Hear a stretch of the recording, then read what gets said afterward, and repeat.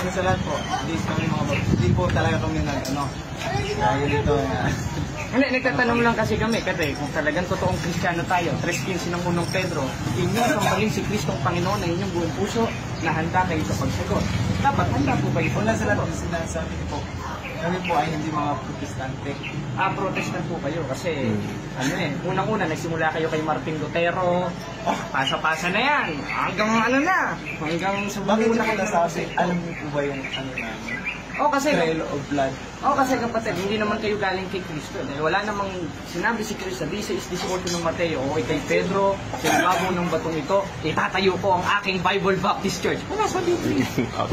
Sinungalingan, pagpalaging inulit-ulit ay magmukha talagang kaguluhanan para sa ating mga kapatid na kulang ang kaalaman. Ang pagkadaya ay maranasan sa iba't ibang paraan. Pero napakasakit pag madaya tayo sa pananampalataya. Dahil nanganib pati ang ating kaluluwa. Viva Cristo Rey! Pro Dio et Ecclesia! Saan po kayo? Taga dyan. Tapos ito, Taga Manila ho. taga Manila. Bumiyay po ako dito. Kayo po ay, Roman Catholic. Catholic Faith Defender. Tapos ito, Kaanib po sa Iglesia ng Diyos kay Cristo Jesus 3:15 ng unang Timoteo. Iglesia ng Diyos. Iba kasi yung tinutog ni Manalo. Kasi meron dyan Iglesia ni Manalo. Siya, Iglesia ng Diyos kay Soriano. Ang leader nila. Ako naman, kay Cristo. Dito sa Catholic Church, founded by Jesus. According to 16:18 of Matthew. Ngayon, wala naman ako yung baptist sa Biblia. Ngayon, yung baptist is form of baptism according to the Bible. And the baptist is not the true church according to the Bible. Why? Because the baptist o baptism is a sacramental o sakramento o gawain sa simbahan. Eh, nagtataka nga ako sa inyong mga protestante po, magtayo kayo ng samahan nyo, nagturo kayo ng once and always. Ang tanong ko sa inyo, pag sinadya na ba yung kasalanan, tumanggap ni Kristo, itatakil sa pag-ibig. Ayan. Halimbawa, tinanggap mo na si Kristo kasi binabasa mo John 3:16 sa Roma, o tinanggap mo na si Kristo. Ngayon, pag sinadya yung kasalanan, itatakwil pa ba ni Kristo o once we've always seen mo? una sa lahat po, hindi po talaga kami dahil ito. Hindi, nagtatanong lang kasi kami, kung talagang totoong Kristiyano tayo, 3:15 ng unang Pedro, inyong sambalin si Kristong Panginoon na inyong buong puso na handa kayo sa pagsagot. Dapat handa po kayo. Una sa lahat, sinasabi ko po, kami po ay hindi mga protestante. Protestant po kayo kasi, unang-una, nagsimula kayo kay Martin Lutero, pasa-pasa na yan, hanggang sa Bakit buong niyo nasabi, alam niyo po ba yung namin? Trail of blood. Kasi kapatid, hindi naman kayo galing kay Kristo. Dahil wala namang sinabi si Kristo, 16:18 ng Mateo, o kay Pedro, sa ibabaw ng batong ito, itatayo ko ang aking Bible Baptist Church. Wala sa Biblia. Wala ka po makikita Bible Baptist Church na sinabi. Sa kapatid, tinatanggap niyo kapatid, wala talaga sa Biblia. Ang baptist po ay authority po galing sa Diyos. Tama. At yung binigyan ng authority, 16:19 ng Mateo, si Pedro. At si Pedro, yung pinagpasahan ng susi at binigyan ng authority sa 19, ang sinabi, alamang ipahintulot sa lupa, ipapahintulot sa langit. Baptist ba si Pedro? Hindi naman nagbabautismo si Pedro. Hindi po kay Pedro. Okay. Pastor nyo, tanong ko sa inyo, noong 1st century, meron na ba kayo pastor? Meron na wala? 30 AD. 1st century ang tanong ko, 33 AD. Ngayon, may pastor na ba kayo nung kapatid? Meron na wala? Pastor, wala po mga pastor. Ayun, salamat. Sa mga kapatid, tinatanggap mo, walang pastor noon, kundi pare. Pare. Obispo. Meron, obispo. Basahin natin sa 20:28 ng gawang nakalagay na kayo naman na ginawang mga obispo. At yung obispo, 7:24 ng Hebreo, sa ibang translation, na nag-ugnay sa Greek ay pare. Hindi may pare nung hindi pastor.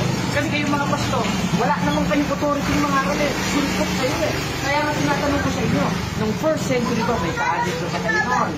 Meron na ba kayong pastor noon? Meron o wala? Yun ang tanong ko.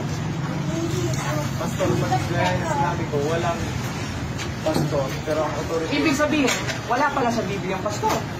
Meron. Ayun. Ba't sabi niyo wala, kapatid?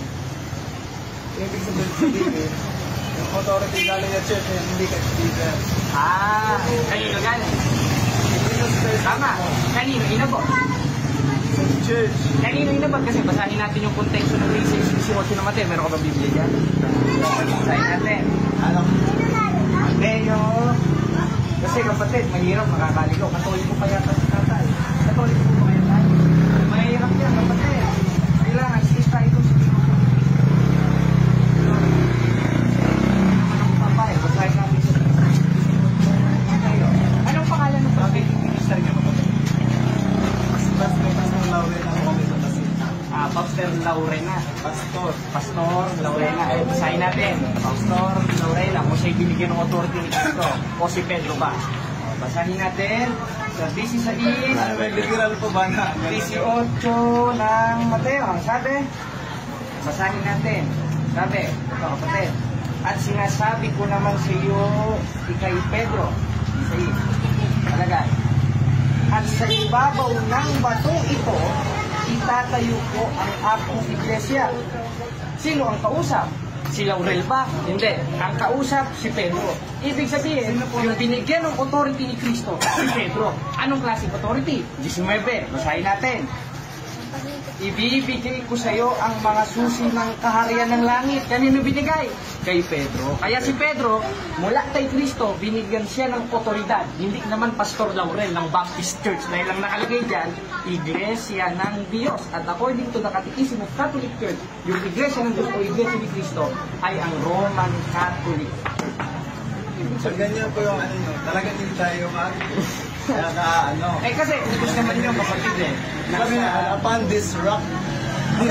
Abang disra. O, may nakalagay pa dito kapatid na tumuro si Kristo sa sarili niya. Wala! Wala kapatid, ginagawa mong literal. Ito nakalagay. Ikay Pedro, sa ibabaw ng batong ito. Hindi naman sinabing batong ako. Si Pedro eh. Si Pedro! Hindi naman baptist si Pedro dahil hindi naman nagbabautismo si Pedro eh. Ngayon kapatid, ito kapatid, tatanungin kita. Ngayon, kung ang aral nyo ay once saved, always saved, yung tanong ko kanina, ibabalik sa inyo. Ano?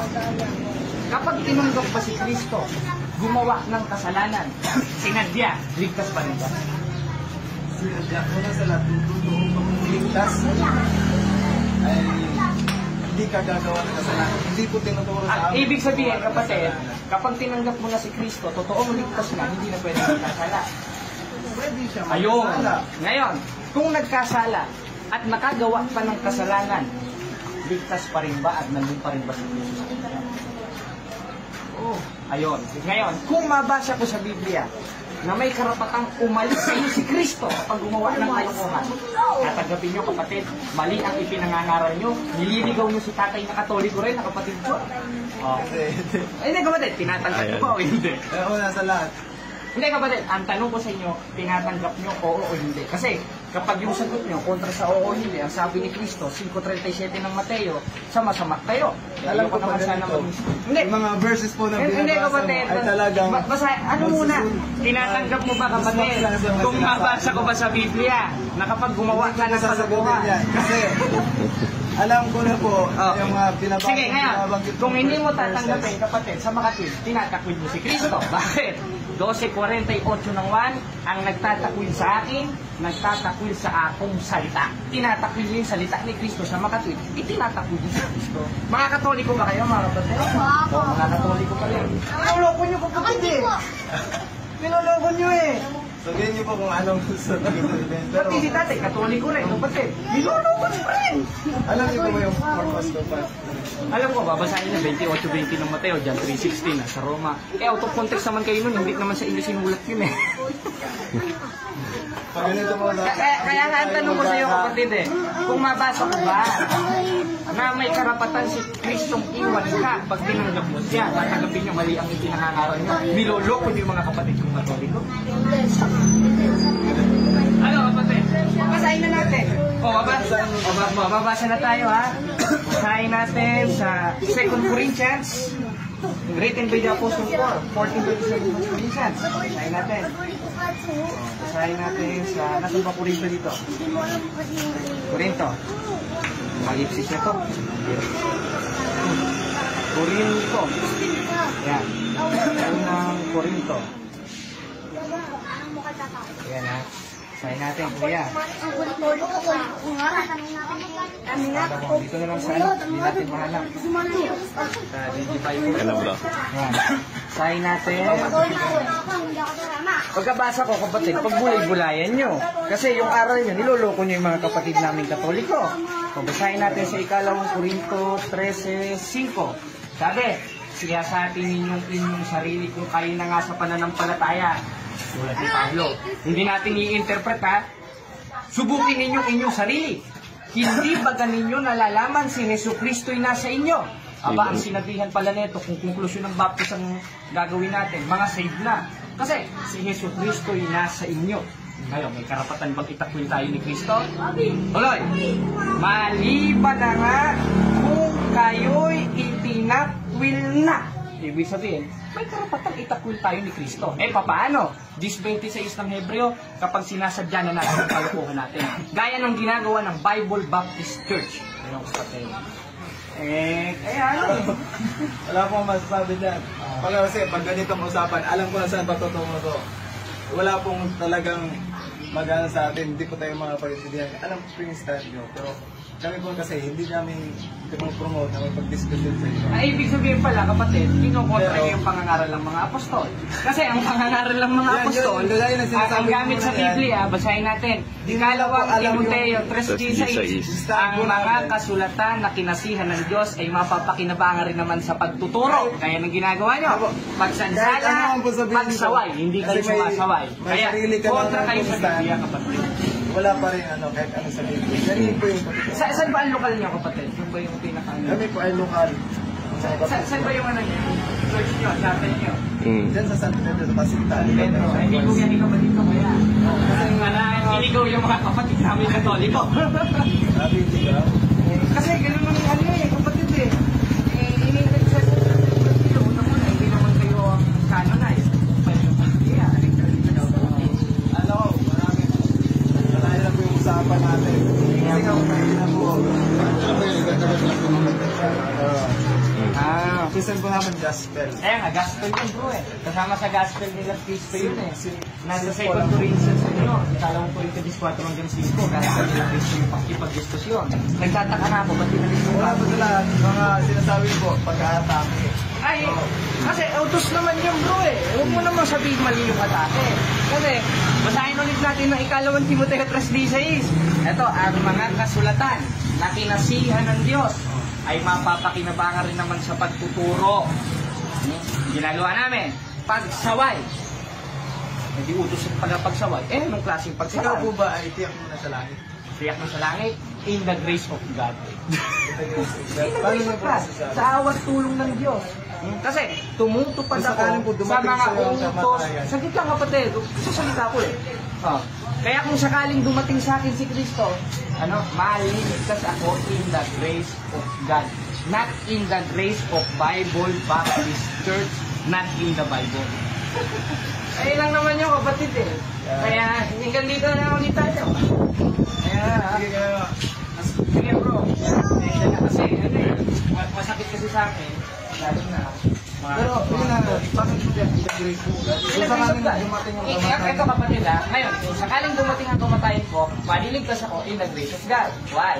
Principles ng unang Korinto, 2:12 ng Pilipos, 2:13 ng Pilipos, bakit? Sapagkat Diyos ang gumagawa sa iyo. At siyempre, hindi ka din gagawa, hindi rin Diyos gagawa. Gagawa ka rin dapat. 2:13 hanggang 2:12 ng Pilipos. Hindi kaya ng ginagawa ng mga Baptist Church, tinanggap ko na si Kristo, saved na ako. Ibig sabihin pala, matalino kayo kay Apostol Juan. Bro, kasi si Apostol Juan sa 3:2 ng unang Juan, may anak tayo ng Diyos, hindi pa nahayag kung ano magiging tayo. Samantala kayo, alam nila. Ibig sabihin pala, matulog pa kayo sa mga Apostol ni Kristo, kapatid. Hindi na. Hindi yung ganun ibig sabihin. Hindi, kapatid.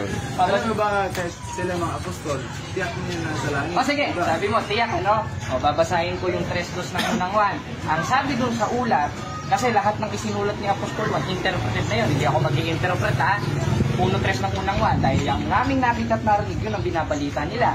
At isa dun sa ibinabalita nila, 3:2 ng unang Juan, na yung mga anak tayo ng Diyos, hindi pa nahahayag kung ano magiging tayo. Kaya nga ang tanong ko kapatid kung ang mga apostol, aral nila katulad na sa inyo, ba't ang sabi ni Apostol Juan? Aba, Ngayon anak tayo ng Diyos. Hindi pa nahahayag kung ano magiging tayo. Samantalang kayo, hayag na hayag kayo, pinangangaral niyo pa. Anong stand po ng kapatid? Sino mas matalino sa inyo ni Apostol Juan? Ikaw na nagsasabi noon? O si Apostol Juan, nakakaulit ko pinangangaral niyo? Hindi po sinasabi ko lang. Hindi kapatid, tinatanong kita, sumagot kayo sa tanong ko kapatid. Ang tanong ko lang sa inyo, sinong mas matalino sa inyo ni Apostol Juan? Kasi si Apostol Juan, 3:2 ng unang Juan, ngayon mga anak tayo ng Diyos, hindi pa nahahayag kung ano magiging tayo. Kakontra naman yun, dun sa sinasabi nyo, na alam nyo na mangyayari sa inyo. Automatically lang. Nagkakontra mo ng salita. O, kaya, ang tanong, sumagot ka muna, sinong mas matalino sa inyo ni Apostol Juan? Ikaw, o kayo, o si Apostol Juan, sa 3:2 ng unang Juan, sagot ka ba tayo? Categorical. Categorical. Saan nakalimutan? Wala na naman. Hindi, sagit lang kapatid, sumugot ka sa tanong ko. Sabi, ito, tatanong ko muna sa'yo. Tinatanggap mo ba kapag namatay ka, alam mo na mangyayari sa'yo? Mas ka na. O, ngayon, alam mo na ano, ibig sabihin, alam mo na mangyayari sa'yo sa inarap. Kung sakaling mamatay ka, alam mo na, doon ka sa langit, direkto. Save ka na. Tama ba yun o hindi? O, tama. Ngayon, ang sabi ni Apostol Juan, 3:2 ng unang Juan, ngayon mga anak tayo ng Diyos, hindi pa nahahayag kung ano magiging tayo. Therefore, sila Apostol Juan, anak na sila ng Diyos, hindi pa nahahayag kung ano mangyayari sa kanila. Kaya ang aking panguntana, ganito, sinong mas matalino sa inyo ni Apostol Juan? Ikaw na nagsasabi. Hindi pa. Ay, ito nga, babasahin natin ha. Ito ha, doon lang tayo sa mismong bersikulo. Stick tayo doon. Dahil utos naman yun, nunutres ng Apokalipsis. Sabi, ngayon mga anak tayo ng Diyos, hindi pa nahahayag kung ano magiging tayo. Ang tanong ko sa inyo kapatid, sinong mas matalino sa inyo ni Apostol Juan? Ikaw o si Apostol Juan? Sagutin mo akong panguntana kapatid. Sa anong bang verse yan? O, 3:2 ang unang Juan, babasahin ko ulit. Ngayon, mga minamahal, ngayon mga anak tayo ng Diyos, at hindi pa nahahayag kung ano magiging tayo. Ang tanong ko sa iyo kapatid, sinong mas matalino sa inyo ni Apostol Juan? Ikaw na nagsasabing alam mo na? O yung mumunting mga anak nila Apostol Juan at si Apostol Juan na nagsasabi na ngayon mga anak tayo ng Diyos at hindi pa nahayag kung ano magiging tayo? Sinong mas matalino sa inyo? Yung 1st century Christian? Kasama ang mga apostol? O kayo? Ayan. Hindi po sa about sa salvation niya. Hindi kapatid eh. Sinasabi Ito, babasahin ulit natin ha. Babasahin ulit natin. Baka hindi niya naintindihan, Pastor.